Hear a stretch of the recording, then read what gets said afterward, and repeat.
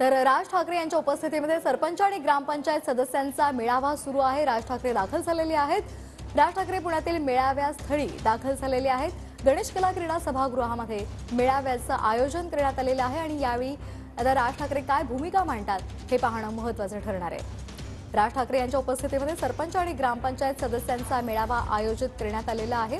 गणेश कला क्रीडा सभागृहामध्ये या मेळाव्याचं आयोजन करण्यात आलेलं आहे आणि त्या या ठिकाणी राज ठाकरे दाखल झालेले आहेत। राज ठाकरे यावेळी काय भूमिका मांडतात हे पाहणं महत्त्वाचं ठरणार आहे। आगामी निवडणुकींच्या पार्श्वभूमीवर आता या मेळाव्याला सुद्धा महत्त्व प्राप्त झालेलं आहे। राज्यस्तरीय मेळावा पुण्यामध्ये हा संपन्न होतोय आणि या ठिकाणी आता राज ठाकरे दाखल झालेले आहेत। मनसे सरपंच आणि ग्रामपंचायत सदस्यांचा मेळावा आयोजित करण्यात आलेला आहे आणि यावेळी आता राज ठाकरे आपली काय भूमिका मांडतात, कशा पद्धतीचं मार्गदर्शन करतात हे पाहणं महत्त्वाचं ठरणार आहे। पुण्यामध्ये मनसे ग्रामपंचायत आणि सरपंच सदस्यांचा मेळावा आयोजित करण्यात आलेला आहे। गणेश कला क्रीडा सभागृहामध्ये या मेळाव्याचं आयोजन करण्यात आलेलं आहे। या संदर्भात अधिक माहिती घेऊयात आमचे प्रतिनिधी योगेश बोरसे यांच्याकडून। योगेश, काय अधिकची माहिती आहे? मेळाव्यास्थळी राज ठाकरे दाखल झाले।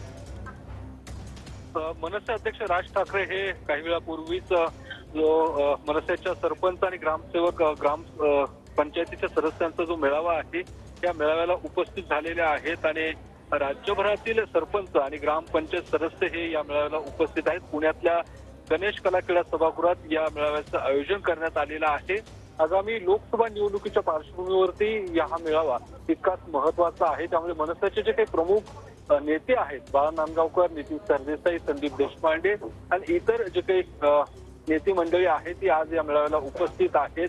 या मेळाव्याच्या माध्यमातून राज ठाकरे नेमकं काय बोलणार याकडे राज्याचं लक्ष लागून आहे, कारण लोकसभेच्या दृष्टिकोनातून पहिलं पाऊल असल्याची प्रतिक्रिया काही वेळापूर्वीच बाळा नांदगावकर यांनी दिली होती आणि गेल्या काही दिवसांपासून मनसेने सुद्धा लोकसभेच्या दृष्टिकोनातून तयारीला सुरुवात केलेली आहे।